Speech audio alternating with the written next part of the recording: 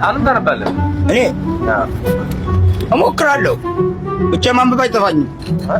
ወላሂ እኔ አንብቤ አልተጠቀምኩበትም እንጂ ማንበብ አይጠፋኝም። ያም ወላሂ አንብቤ ለዛውም ከነ ማብራሪያው ነው። ገጽ ሁሉ እናገራለሁ። አሁን ትንሽ ደነስት መድኃኒዓለም ወላሂ ስንት ሰው አስደንግጫለሁ መሰለህ። ገጽ ሁሉ ተናግሬና ይሄ እንትን የሚለው ገጽ ላይ አይደል ምናምን ስለው ከው ያላለ ገብርኤል ለምን ገጽ የሚናገር የለማ? እንዴት ነው ገጽ ያስፋለ? በቃ የምትፈልገው መጽሐፍ ስታነብ የሚጥመው ቦታ ላይ ያን ገጽ ሴፍ ማድረግ ነው። ሁሉም ገጽ እኮ ሴፍ አታደርገውም። ሌላው እኮ እንደዛ ያደርግም አልኩት። በቃ እንደዚህ ማድረግ ነው። እናቴት እንደዚህ የሚለው ገጽ ላይ እንደዚህ የሚለው ገጽ ላይ ያልኩት እናቴት ለጉራ መሰለኝ።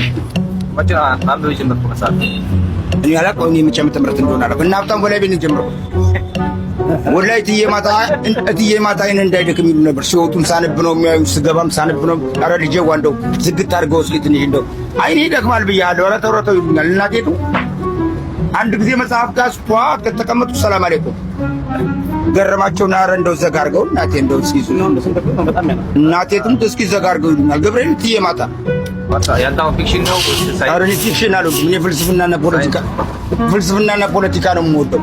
ለምን ፍልስፍናና ፖለቲካ ካነበብክ ወይ በዓለም ላይ ታዋቂ ትሆናለህ፣ ወይ ሀብታም ትሆናለህ፣ ወይ እንደተጭበረበረበት ትኖራለህ እድሜ ልክ። በቃ ይሄ ነው መጽሐፍ ማለት። ፊክሽን እና ልብ ወለድ አንብበህ ምን ያደርግልሃል? እወድሻለሁ እወድሃለሁ ማንበብ ምን ያደርግ ገብርኤል?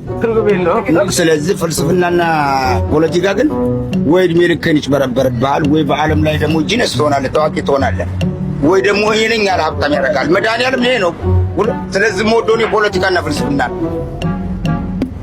ይሄ ፊክሽን ይሄ ልብ ወለድ ምን ያደርግልሃል? አፍቅሬሽ ወድጄሽ ምናምን ተቀረበትኩልሽ ነው እናቴ ትሉ አልጋ ትቼ ላንቺ ብዬ መሬት ላይ ተኛው ነው የሚለው። ሌላ ምን ያደርጋል? ያው ይሄ መጽሐፍ ነው እንዴት አለ ይሄ መጽሐፍ ብዬ እንትን አላ መጽሐፍ ብዬ አሁን አንደኛው ትናንትና ህይወት ማለት ምንድን ናት አይደለም ወይ ህይወቱ ታውረድ ናት እንደዚህ ብዬ ልነግርህ አልችልም። እንደዚህ አይነት ጥያቄ ጠይቀኛል።